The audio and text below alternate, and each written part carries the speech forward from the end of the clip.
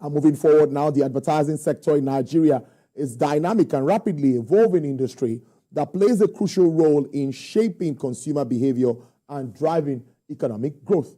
Over the years, the sector has undergone reforms that led to the Advertising Regulation Council of Nigeria to address key challenges and, of course, ensure fair and transparent advertising environment. These reforms have been instrumental in promoting ethical practices, protecting consumer, and fostering innovation within the industry. But what really are these reforms and what are the opportunities in the advertising space? I'm being joined live in the studio by the Director General of the Advertising Regulation Council of Nigeria, Dr. Olalekan Fadolakpo. Thank you so much. Good afternoon. It's good to have you on the program. Good afternoon, my brother. How are you today? Very well. It's been a while. Tell us about a lot of work is going on in the advertising space. Let's focus on the reforms. Can you highlight some of the major points on this your reform agenda? Okay, so the advertising industry is going through reforms, and we need to relook and rethink the entire ecosystem for us to be able to position the advertising industry as an enabler of the economic activity in Nigeria. Some of the reforms we've done in recent times are, one, the deregulation of the media rate. Okay. First of all, before now, in the industry, we have three pillars we call the agency, the media, and the advertiser. So the situation we have is where the agency leg and the advertiser leg sit down to regulate media in terms of what they charge for their rates. Now, just posting that against international best practices is not nowhere to be found. There's nowhere in the world that the advertisers and the agencies sit down to determine the rates of media they charge. That is on one leg. The second leg is that we have foreign media houses that are practicing in Nigeria, doing business in Nigeria. You can talk about BBC, Al Jazeera, CNN, and all those people as in exposing their media to Nigeria market. Now, the advertiser and the agency at no time sit down and determine what they charge for their rate. So what we say is that the media houses rate the regulation stance. Media houses are free to charge whatever they are going to charge for their business, so far as economic rates. So the advertisers and the agency cannot sit down and negotiate that. That's one. Number two, there's what we call global threshold payment. This is what we call credit policy, more like in Nigeria, but it's a standard policy. For example, in Europe, it's 30 days, meaning that where your advert has been run or flighted, after 30 days, you must collect your money. You don't even need to go and beg or prostrate. Now, in America and other Asia countries, it's between 30-35. Okay. In Africa, it's 45. Now, in Nigeria, it's between 120 and 180 days. Meaning that if you flight your material in January and 180 days is 6 months, the advertiser will not pay you or the agency will not pay you until June. 6 months. Now, imagine a situation where you now invoice your agency or advertiser 6 months. I mean, quarterly. Meaning that sometimes some of them will say, invoice me quarterly. So what you do between January and March, you invoice them in April. So meaning that if you invoice them in April and your 6 months starts counting in April, then you will not take your money until September. Yes. Now we have these global organizations, multinationals, that are operating in this market. They operate in Europe. They align with 30 days. They operate in other markets in Africa. They align with 45 days. So when it comes to Nigeria, why do you want to do 180 days? So we bring it back to 45 days. Now in Nigeria, payment is 45 days, the threshold. We are working with EFCC, and we are working with other government regulatory agencies like Nigerian Broadcasting Commission. If any organization decide or choose to go after that 40 days, we will do a formal letter to report them to other government agencies, and we will escalate the issue. You can't come and destroy the economy of the Nigerian advertising industry. So that is the payment threshold. Now, we have what we call disengagement protocol. Now, the tradition of what we have is a situation whereby a client is owing you 500 million. The client will fire you. And we will not talk about what is being owed. Then they move to another agency. They fire the agency and move to another agency. We are not interested in the reasoning rationale. But what we said now is that there is a disengagement protocol. You can fire your agency. They are not delivering, they are not doing this. But whenever you want to fire your agency, you must bring the account to a closure. Yes. Conclude all transactions. Yes. If you move from agency A to agency B without doing clearance of what you are having outstanding, if agency B takes the account, we will invite the agency B and we will sanction agency B, because there must be best global practices along that line. One of the things we have also experienced is abuse of intellectual property and creativity, to the extent that people's intellectual property are abused, their creativity are abused. So now you can't use anybody's creative idea just because you think you can pick it up.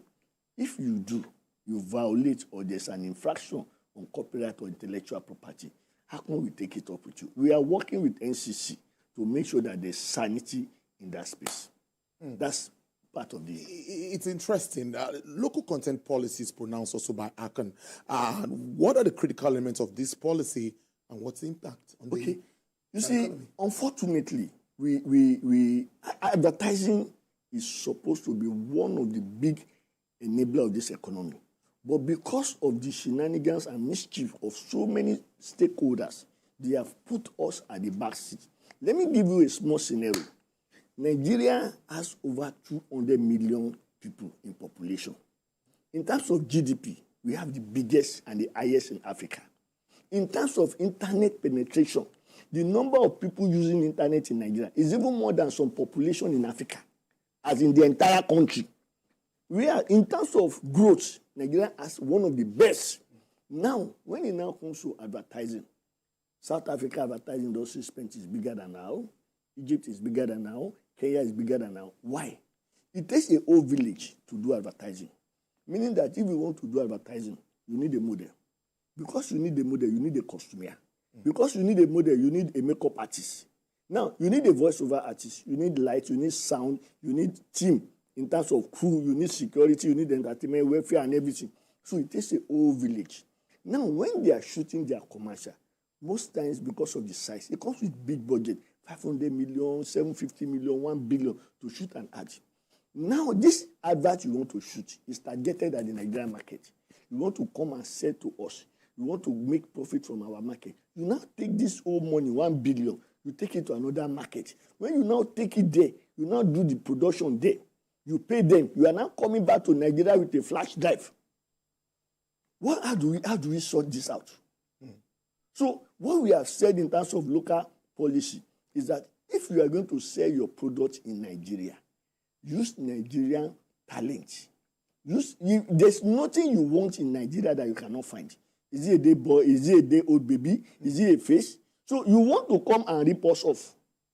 So what we are saying in terms of local content is do your production in Nigeria, use Nigerian model, because you need us to buy your product and you want to make your money from the Nigerian market. That is what the focus of the local content policy.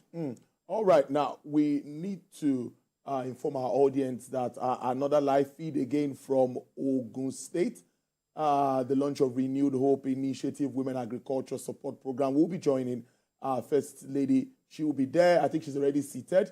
So, but our regular programming will continue. Viewers can continue watching Business Nigeria on our regular programs at TVC News Nigeria.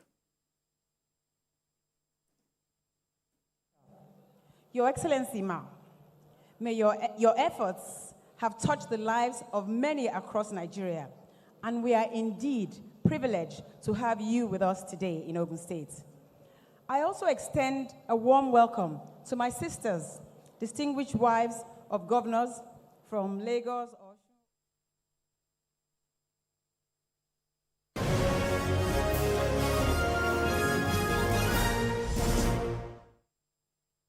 All right, glad to have you back. I still have Dr. Lale Konfadolapo in the studio. We'll continue from where we stopped. It's an interesting time for the advertising industry, I must say. But how would you assess pre and post these reforms? Wow, a lot of sanity is now in the industry. In terms of, first of all, let's look at the business of advertising. The days of I'm looking for my invoice. No, in other climes and markets, the media owners are the strongest in that tripod. But in our own market, they are not, because they've been weakened by the other stakeholders. Now, how do you explain putting your investment in the media and you now come back, or you are at the mercy of the other two sectoral groups? So now the media are aware that when you do your business, and this we have said, and I am retreating, if you have a situation where a client or an agency is giving you a media purchase order or LPO, which is more than 45 days, escalates to us. The whole essence of regulation is to ensure sanity in that space. Post now, everybody knows this disengagement protocol. We had a case recently where a client was owing over 480 million, and everybody has spoken to them, they refused, and we wrote to them. We forced them down the table, and as at the last time, if I am right, the total reconciled out of the 480 should be around maybe 350 or 360 million, and they paid. Now, if there has been no regulator, this will have been. Never happened. So many things, there's sanity in that space. So it's not a free-for-all market. There's engagement protocol. The days that you want to spend 5 million or 1 million and you call 20 agencies into your boardroom is gone. Because if we are going to do that now, there's a peak rejection fee that is attached to all presentation. Now we have the Advertising Offences Tribunal. You know that if there's a violation and infraction, ACON will drag you to the Advertising Offences Tribunal, and you'll go and face the judgment there. So many things are more like things are now better done in terms of the business of advertising and the practice of advertising than before we started the reform. And I can tell you that some of the other stakeholders, like the AVOA, like the voiceover artists, the modeling, the production people, they can tell you that business has improved. That sounds good. But recently, so your pronouncements on the online space, there's been a backlash, if I'm allowed to go that route. But why are you really going into the digital space? What are the issues? Yeah, sometimes, some few years ago, either last year or per year, I can't recall it vividly now, the National Assembly passed a resolution that the level of shenanigans on the online digital space has gone beyond imagination, and requesting and directing that we should take it up in line with our mandate. Now, the second part is that there is what we call Nigerian Code of Advertising. Now, this stipulates what is vetable and what is not vetable. Now, let me give you a small example. Under that code, Nigerian Code of Advertising, before now, goodwill message is not vetable. Normally, what do you call a goodwill message? Merry Christmas, XYZ Limited. We wish you Barika de Salah, Ramadan Karim, XYZ Limited. It's a goodwill message. Few years ago, a bank went to that space and they compared the birth of Christ, the rise of Christ, with a loaf of bread in Agege. And it led to a major national crisis. This was also posted. Now, the same people were told to bring it down because it became, we came, everybody came on them. Now, when we told them, bring down that material, they did. And you know the rejoinder they post or the apology. He who has no sin should cast the first stone. The same place. Now, what is their justification? Goodwill messages are not to be vetted. Because under the law, we said goodwill message should not be vetted. A year after, another FMCG came up and compared the rise of Christ with a can of milk. When he died, it was QC. Now, these are some of the things that are going on there. Two, there are so many things we don't do in Nigeria advertising industry. We don't do comparative advertising. We don't use women as sex objects. We don't use religion as a focus for advertising and so many things. Now, in the traditional media, don't forget that the radio, the print, the out of home, most of them are compliant, even if not 100. However, in that space, there are so many activities. Now, I want to state again, in terms of content, content can be information, can be entertainment, or advertising. We don't regulate digital media. We only regulate advertising on digital media. So we don't regulate information. We don't regulate entertainment. We don't regulate infotainment. But if you are going into a regulated space of advertising, that is our own core area. And the law says you must vet your material. In fact, the last season, Easter and we declined approval for more than 20 materials because of the copy and the creative and what that will have amount to. So, but when you get to that space, you can imagine the level of shenanigans. If I am right, which I think I'm right, maybe a year or two ago, Kim Kardashian came online and was advertising for crypto. The U.S. government authority find that advertising deceptive, and she was fined, I think, 1.2 or 1.8 million US dollars. In this same Nigeria, one of the people came, the celebrity, was advertising a property. People bought into the property. The same celebrity came back and said, I'm sorry, I was misled. All of you, I'm sorry. But the people's investment have gone. So we have to ensure that a lot of sanity is in that space. If you look at the level of the drug that have been, somebody advertising investment and asking you to take 40%, what business will you do? And they will get 40% return. And in most cases, these things are done without even physical address. So we have to keep our hands on that space. We have moved away from the era of e-commerce into a full-blown digital economy now. And so if we don't keep our eyes on there, it will cause more damage for the economy. That's why we have to be very, very active in that space. Now, how are you engaging stakeholders on these regulations and, of course, reform? Yes, I have had to visit some stakeholders. Some have had to come to our own office. Okay. In recent time, I have, with my team, I've been going around some sectoral groups. We've had different, like next week, we are also having another stakeholders forum where we'll be discussing ethical advertising. I've been guest speaker at different fora.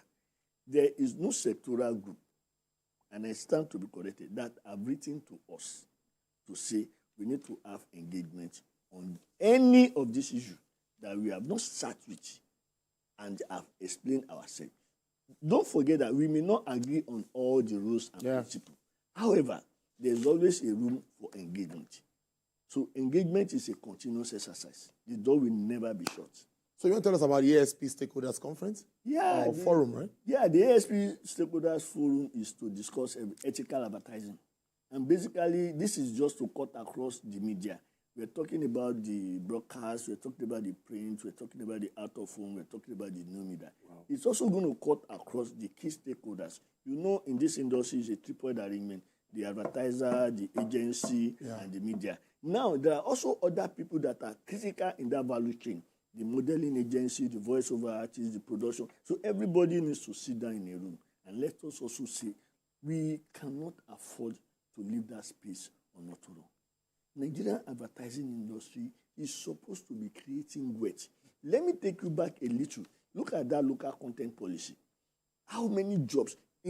According to our own internal research, we lost over 120 billion annually to production of advertising materials outside the country. I was having a conversation with Mr. The former president of ITPAN. He said when he was there, they had over 130 production houses. But when the current one, Mr. Femi Odugbemi was there, they had over 130. When Femi Yinka Oduni took over, they had less than 20. Because where we were before, people have taken almost all the business out under the guise of globalization. And if we don't, if you do your production in Nigeria, you are going to sell your product in Nigeria. We are all shouting dollar is going up, dollar is going up. You are still taking the little money in this dossier. You are taking it to another country to go and produce an advert. You are now coming back to Nigeria with a flash drive. You now want to say plug and play. Now, this same plug and play, the material, the flash drive, you want to give it to TVC. You are telling TVC that you will pay them after 180 days. Whereas the same plug and play flash drive, you are taking to BBC. You are telling them you want to run this material for 90 days, and you are preparing them. So, one country, two standards. Different standard for local media houses, another standard for foreign media houses. And so what we are saying is, no, respect our own media houses. We are a government agency that is supposed to keep our eyes in that sector. We need to grow our own media houses. So pay them the way you know, the funniest part is that even those media houses, some of them will be prepaid. Yeah. The foreign media houses will be prepaid. So this is another shout out and call to media houses. If there are issues pertaining to advertising, advertisement, and marketing communication, you have problem with those transactions, please feel free to escalate to us. We need to ensure there is sanity in this space, and it cannot continue to be business as usual. Somebody needs to take responsibility for this, and that is why we're taking the necessary step to ensure that we sanitize the industry. I want to say this. The Honorable Minister of Information and National Orientation gave us a KPI, and that was from the presidency. And part of our KPI includes engagement, stakeholders engagement, includes the reform, because for us, they are asking us, so what is your reform driving? Quantitative and qualitative. So in terms of quantitative, we need to see what you are driving in figure and growth. We have engaged PwC now to help us research the size of the Nigerian advertising industry. Because we should be talking with depth and knowledge.